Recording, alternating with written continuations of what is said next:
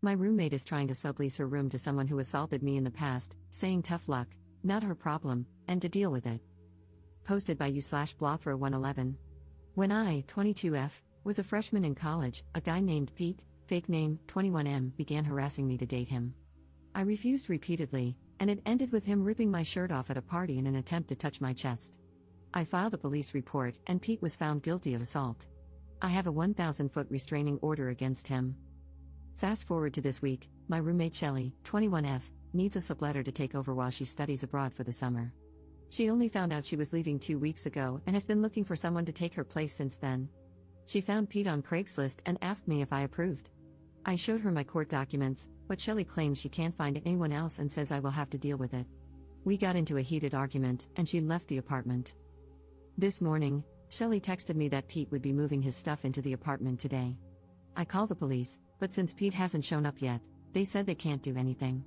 Shelly also says she will stay for the remainder of the week. The lease states that she can move in whoever she wants without my permission, and the same goes for me, but the restraining order complicates things. The landlord told me it's between Shelly and me to figure out. Both Shelly and I have 1-year leases that expire in December with the same terms. Commenter. Is Pete aware that you're the person he'll be sharing the apartment with? You might want to let him know that you'll call the police if he sets foot in the place. Ops response. Pete is aware that I'm the roommate because Shelly posted the ad with a photo of both of us, without my permission. I already promised that I would call the police, but Shelly is locked in her room and refuses to listen to me. I'm sitting by the door with 911 pre-dialed. Commenter. I agree with the consensus to call the police the moment he arrives. Has he actually signed anything, like a sublet agreement? If so, he'll probably be on the hook to pay for an apartment he can't legally step into. I'm also not a lawyer, but I can't imagine that attempting to enter a living arrangement with someone holding a restraining order doesn't negate the restraining order. The first question I would ask Pete if I were a cop or judge is, why did you think you could live there without violating the order? Ops response. Shelly claims that Pete has already paid her for all 3 months in advance and that he signed a contract with her. I told her that her contract does not override my restraining order, but she basically put her hands over her ears to drown out what I was saying. I plan on calling the cops the moment I see his car pull up, which is less than 1,000 feet away.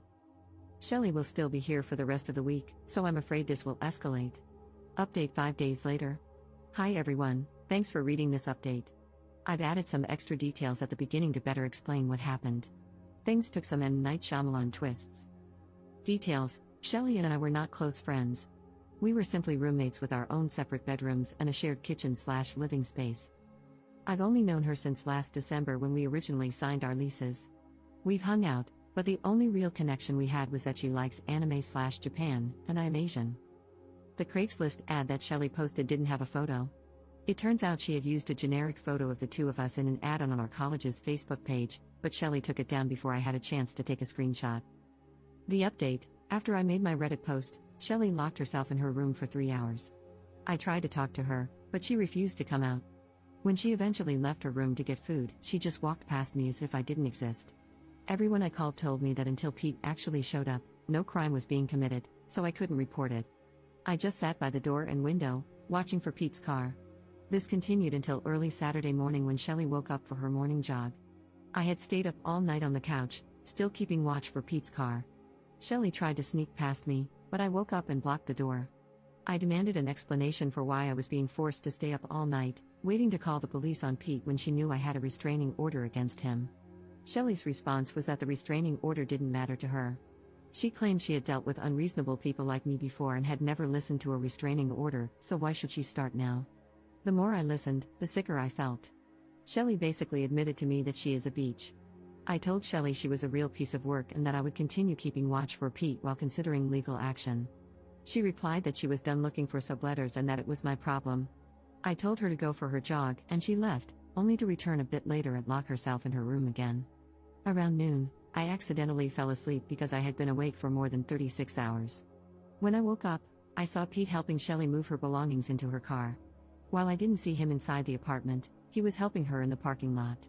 I immediately locked them both out and called the police. When Pete and Shelly came back to the door and realized it was locked, Pete noticed me watching from the window. He blew up at Shelly, demanding to know why I was in the apartment and why she hadn't told him I was her roommate. He demanded his money back, and I could hear them yelling at each other through the door. When the cops arrived, they handcuffed both Pete and Shelly. I explained the situation, and Pete claimed he had text messages and emails to back up his side. The officers checked his phone and found messages from Shelley indicating that her roommate wouldn't care about XYZ because he's a chill guy. Pete had even posted his own ad looking for a male roommate. That's right, Shelley is a liar too. The police released Pete because he had proof he didn't know it was me. I was fine with this, as I saw the messages myself. Shelley, however, was charged with disorderly conduct, and her mom came to get her. On Sunday evening, Shelley and her mom returned to the apartment to finish packing for her study abroad program. Shelley made snide comments about me definitely going roommate hunting to find her a subletter, as I had said I would. I ignored her. This morning, Shelley left for her flight. The good thing about separate leases? I'm only responsible for my rent, not hers. So, I'm going to sit back and relax for the rest of the summer while she gets evicted for failing to pay her share. Up in the comments. I wish she could have been charged with more, but she started bawling her eyes out to the police officer, and he went easy on her because she looks so young. To me, it's just another sign that she's an awful person because she was manipulating the cops. The lease explicitly states that I'm not liable for her rent, and even if she tries to sue me, it's my word against hers, and I'm confident I would win that legal battle. Pete is staying as far away from it as he can, and he apologized to me and is trying to get his deposit back from her.